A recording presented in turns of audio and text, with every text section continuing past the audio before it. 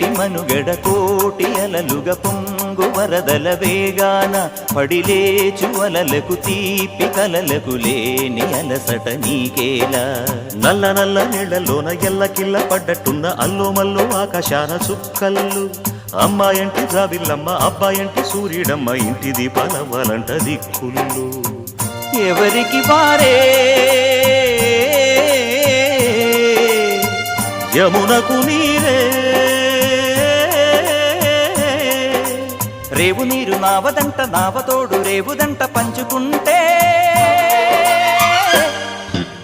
గోరువంక వాలగానే గోపురానికి స్వరాల గణగణ గంటలే మోగనేలా